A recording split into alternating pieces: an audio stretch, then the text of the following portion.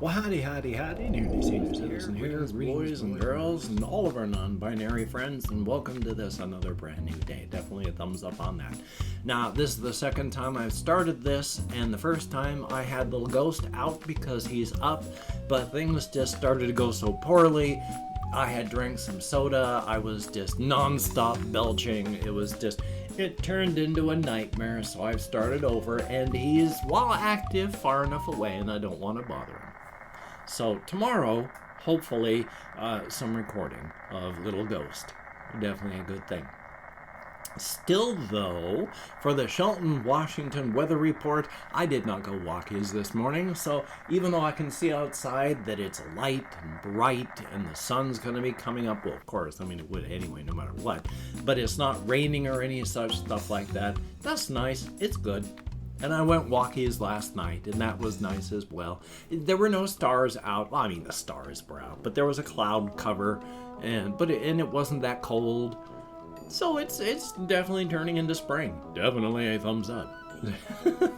Just trying to keep my voice down again to more of my normal register instead of bumping it up into the higher register, because I keep trying to talk more with my normal tone of voice and less with that bumped up register that, while it makes it easier for people to hear me, isn't my natural voice. This is closer to my normal voice. But thumbs up for that. I just want people to be able to hear me. I do not have a ton of things on my list. I have just not been coming up with a whole bunch of stuff lately. As stated in yesterday's vlog title, there's just been a lot of static up here just because of what's been going on in the world and what's been happening in my life and all that. I'm just at that point where I go out walkies, I come up with a lot of stuff to think about, and I do think about as much as I can. I got a ton of stuff that I want to talk about. But the minute I go to write it down on my topics list, vanishes, and I just have an empty mind. So there's a bust ton of stuff I do want to talk about. I just forget about it the moment that I turn this webcam on and I start talking. But let me see what I do have down here on this list. Like here, this morning, a very few things that I did that I wanted to talk about, and one was just watching a video. I grew up listening to Led Zeppelin. If you've ever heard Led Zeppelin, you know they were a 1970s group. I mean, good Lord, that was a long time ago. But their music has still got a huge influence on the musical industry today. And there are still groups that do covers. And there was this one group that they dress up like, robots, Transformers, a Gundam, except they were using pastel colors. And they did a live version of The Immigrant Song by Led Zeppelin. And it was cool. They did a really, really good job. It sounded good. So definitely a thumbs up on that. But then I just let it autoplay. And it autoplayed, even though I have autoplay turned off. But it went straight into a Jack Black video. Well, a Tenacious D video. And it was a political thing, but also not political. In that they did a cover of the Time Warp. Let's do the Time Warp. It's just a jump to the left and a step to the right. You bend your knees in tight and all that. And they did such a good job. Oh my God. And both Jack Black and what's his name? Kyle Gass, I think the name is. But they both were dressing up as the various characters while they were singing. And it was awesome. They did such a good job, and Jack Black himself just had so much enthusiasm, bouncing and jumping as he was singing. They were all having a great time. It was an excellent version of the song. Oh, and that's so old too. I was in high school when Rocky Horror Picture Show came out. Oh, which, I mean, that's fine. Old stuff is fine as long as you listen to it and enjoy it. I mean, there are people that enjoy. There are older people, the ones that I know of. I mean, there's the underground cartoonist, Robert Crumb, who was really big in the 60s and 70s and early 80s and all that. Still does underground art now, is still alive, and has a huge jazz collection of records. I mean, when I saw it from this documentary that I'd watched like 20, 30, 40 years ago, he had a room of like this size filled with old jazz blues records.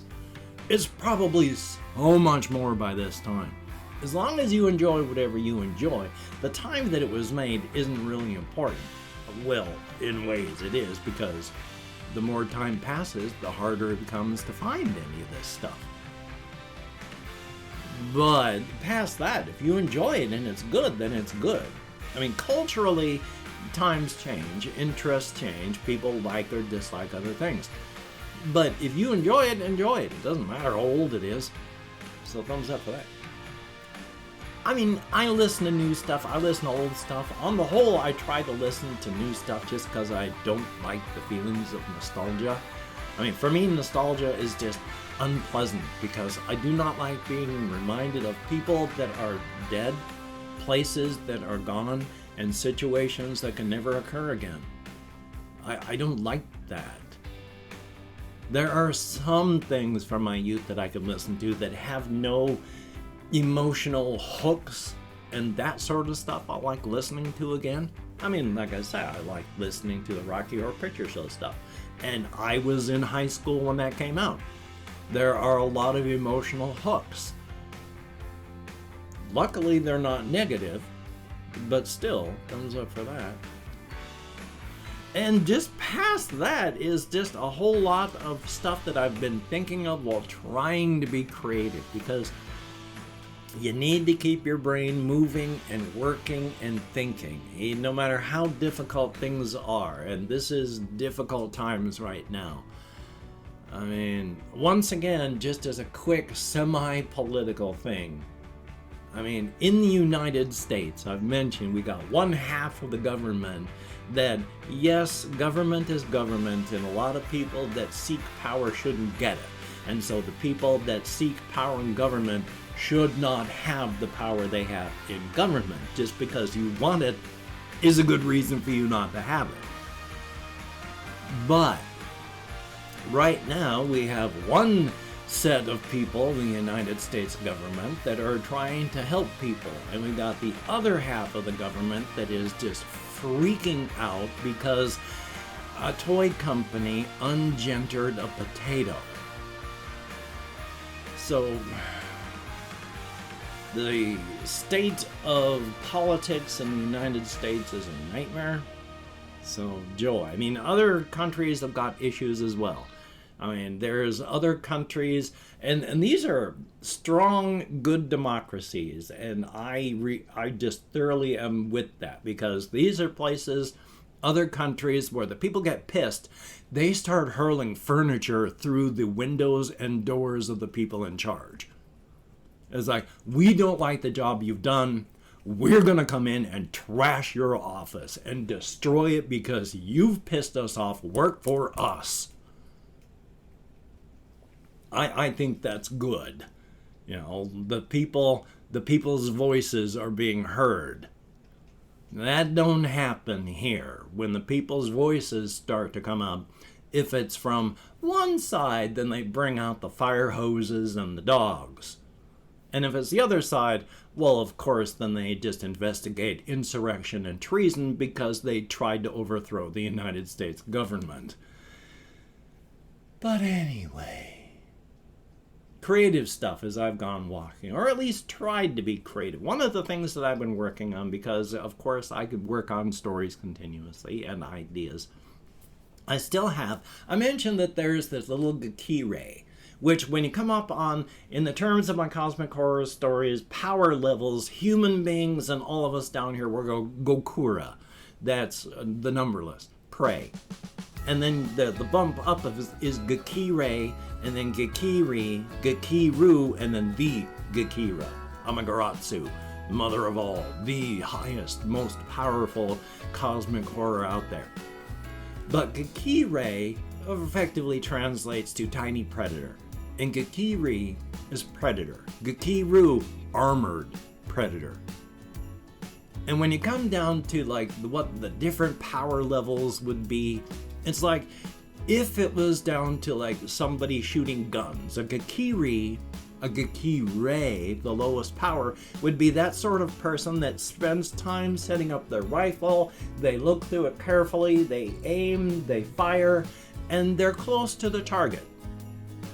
You know, if they were shooting at someone or something, they'd hit it or nearby, but no real good aiming. A Gakiri would just sort of look, pull out their pistol and go bam, bullseye. A Gakiru, when they say, okay, we need you to fire, is the sort of thing that goes, well, I just pulled a bullet out of an alternate universe and I sent it through the bullseye in every single target over in your crate over there. Leave me alone, I'm drinking. So, that there's the differences in power level. Now, the story about this one Gakire, it's a powerful little thing, but it doesn't bring its power up this way. It's happy being down this one. It sent its power out laterally to increase its base. Chameleon, illusion, power, control in that fashion. So when it goes running from a large Gakiru that it pissed off, it's just dashing and diving and it comes to ground in some place and it decides, you know what, I like it here.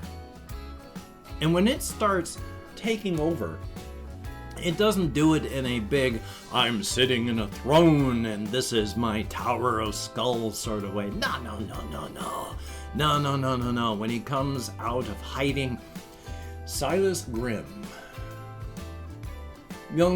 youngish, mid-40s business person, Silas Grimm, with the power going outward. By the time he came up, well, I say he, but you know, with a power, with a being of that sort of thing, gender doesn't really matter.